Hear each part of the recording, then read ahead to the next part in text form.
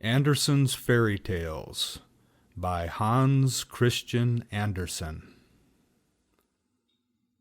The Naughty Boy. A long time ago there lived an old poet, a thoroughly kind old poet.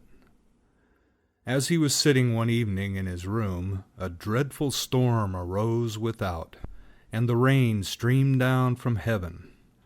But the old poet sat warm and comfortable in his chimney corner, where the fire blazed and the roasting apple hissed. "Those who have not a roof over their heads will be wetted to the skin," said the good old poet. "Oh, let me in, let me in! I am cold and I'm so wet!" exclaimed suddenly a child that stood crying at the door and knocking for admittance, while the rain poured down and the wind made all the windows rattle. "Poor thing," said the old poet, as he went to open the door. There stood a little boy, quite naked, and the water ran down from his long golden hair. He trembled with cold, and had he not come into a warm room, he would most certainly have perished in the frightful tempest. "Poor child," said the old poet, as he took the boy by the hand. Come in, and I will soon restore thee.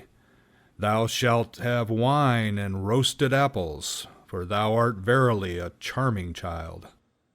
And the boy was so, really. His eyes were like two bright stars, and although the water trickled down his hair, it waved in beautiful curls. He looked exactly like a little angel, but he was so pale, and his whole body trembled with cold. He had a nice little bow in his hand, but it was quite spoiled by the rain, and the tints of his many-colored arrows ran one into the other. The old poet seated himself beside his hearth, and took the little fellow on his lap. He squeezed the water out of his dripping hair, warmed his hands between his own, and boiled for him some sweet wine. Then the boy recovered. His cheeks again grew rosy. He jumped down from the lap where he was sitting, and danced round the kind old poet. "You are a merry fellow," said the old man. "What's your name?" "My name is Cupid," answered the boy. "Don't you know me? There lies my bow. It shoots well, I can assure you. Look, the weather is now clearing up, and the moon is shining clear again through the window." "Why, your bow is quite spoiled," said the old poet. "That were sad, indeed," said the boy, and he took the bow in his hand and examined it on every side. "Oh, it is dry again, and is not hurt at all. The string is quite tight. I will try it directly." And he bent his bow, took aim, and shot an arrow at the old poet, right into his heart. "You see now that my bow was not spoiled," said he, laughing, and away he ran. The naughty boy, to shoot the old poet in that way, he who had taken him into his warm room, who had treated him so kindly, and who had given him warm wine and the very best apples.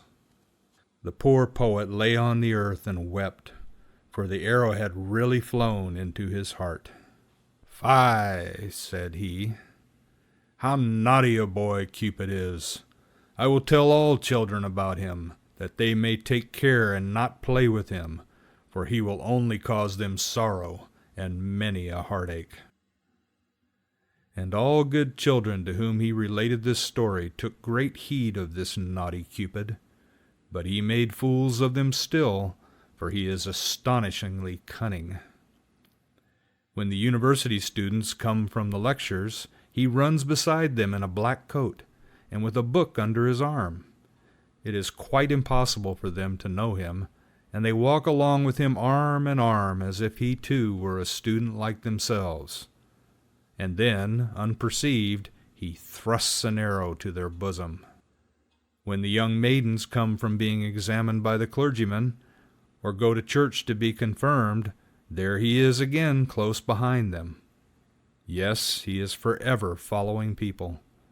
At the play he sits in the great chandelier and burns in bright flames, so that people think it is really a flame, but they soon discover it is something else.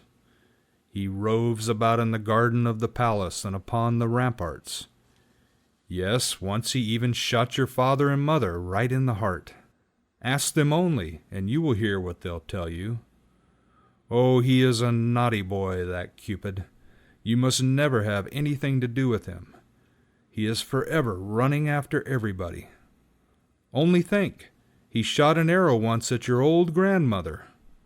But that is a long time ago, and it is all past now. However, a thing of that sort she never forgets. Fie, naughty Cupid! But now you know him, and you know too how ill-behaved he is. End of The Naughty Boy.